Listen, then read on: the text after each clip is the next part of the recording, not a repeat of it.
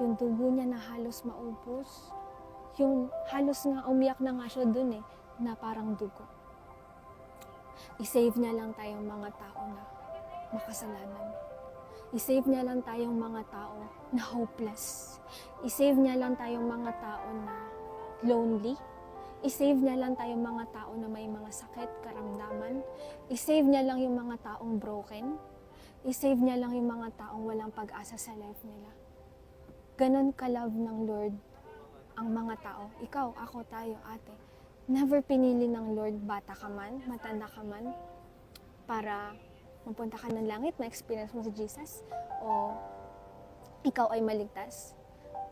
Age doesn't matter kapag ang isang tao ay parurusahan sa apoy ng impyerno. Lahat tayo makasalanan.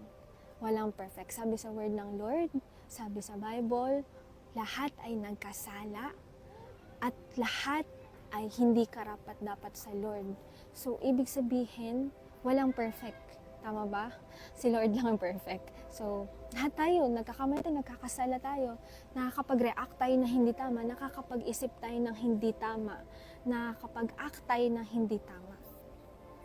At dahil tayo ay makasalanan, yung kasalanan natin na ginagawa natin sa araw-araw, kung ano yung bagay na ginagawa natin dito sa lupa, na kasalanan o kamalian na hindi natin namamalayan, pwede pala yun yung maging way para tayo at yung kaluluwa natin ay tinutulak natin patungo sa pintuan at apoy ng impyerno para tayo ay parusahan. So, ayan. Ako pala si Ate Nika, isa akong kabataan na broken family. Kung bakit ako lang share sa inyo ngayon na mahal kayo ng Lord dahil nakikita din ng Lord, Ate Jasmine, Ate Jubel, yung sitwasyon ninyo, personal. Hindi man alam ni Ate Nika anong nangyayari sa'yo sa loob ng heart mo. Hindi man alam ni Ate Nika kung ano nangyayari sa inyong life, sa family mo, o personal sa'yo. Pero may Lord na nakakakita ko ano yung pinagdadaanan ng isang tao. Kahit na may best friend ka pa, ako, may best friend ako. Dahil nga broken family ako, hinanap ko yung love, yung care, yung makakaunawa sa akin na kailangan ko ng isang taong magko-comfort sa akin. Pero kahit yung best friend ko, hindi niya nabigay, hindi ako nasatisfy, hindi ako nakompleto. At the end of the day, nakikinig lang siya, pero ang totoo niyan, hindi kanya maintindihan into the deepest point na kahit yung kaibigan mo, nasabihan mo ng problema, kahit siya mismo wala siyang magawa para solusyonan.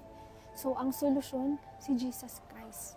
Ang solusyon, kung may part sa life natin na parang hindi okay, kung may part sa life ng isang tao, isang kabataan na parang broken, may part sa life natin na hindi siya tama, si Jesus Christ lang yung solution para tayo ay i-complete